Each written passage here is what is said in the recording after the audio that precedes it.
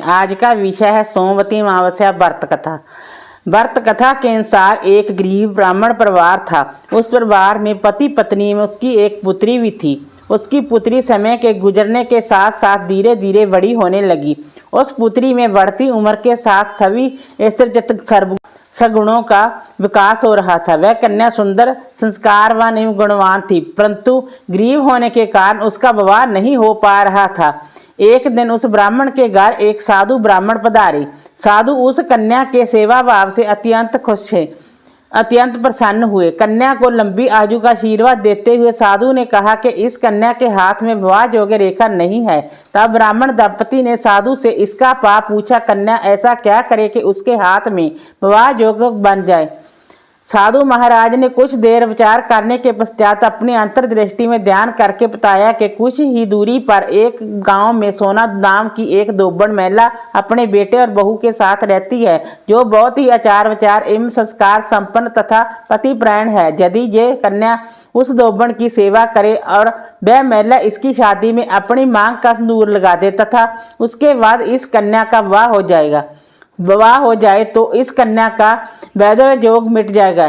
साधु ने यह भी बताया कि वह महिला कहीं बार आती जाती नहीं है। यह बात सुनकर ब्राह्मणी ने अपनी बेटी से दोबड़ की सेवा करने का प्रस्ताव रखा। अगले दिन से ही कन्या सुबह ही उठकर सोना दोबड़ के घर जाकर साफ सफाई एवं सारे कार्य करके अपने घर वापस आने लगी। एक दिन सोना दोबड़ अपनी बहू से पूछती है कि तुम तो सुबह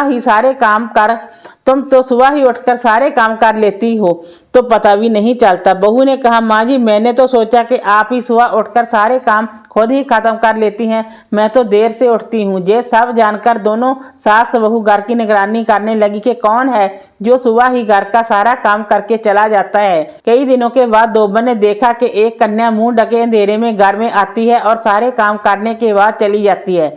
जब वह जाने लगी तो सोना दोबड़ उसके पैरों पर गिर पड़ी, पूछने लगी कि आप कौन हैं और इस तरह छुपकर मेरे घर की चाकरी क्यों करती हैं। तब कन्या ने साधु द्वारा कही गई सारी बातें बताई। सोना दोबड़ पति प्राण थी, अतः उसमें तेज था। वह तैयार हो गई। सोना दोबड़ के पति थोड़ा अस्वस्थ थे। उसने अपनी बहू से अपने लौट आने तक घर पर ही रहने को कहा। सोना दोबड़ ने जैसे ही अपनी मांग का सिंदूर उस कन्या की मांग में लगाया, सोना दोबड़ का पति मर गया।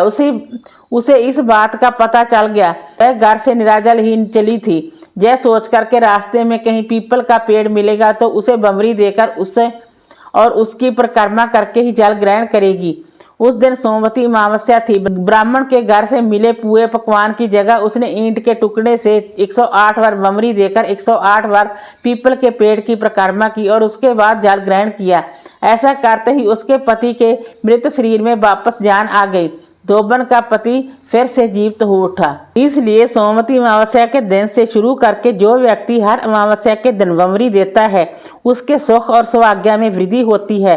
पीपल के पेड़ में सभी देवों का वास होता है। अतः जो व्यक्ति हर अमावस्या को ना कर सके वह सोमवार को पड़ने वाली अमावस्या के दिन 108 वस्तुओं की बमरी देकर सोना दोबड़ और गौरी गणेश का पूजन करता है, उसे अखंड सौभाग्य की प्राप्ति होती है।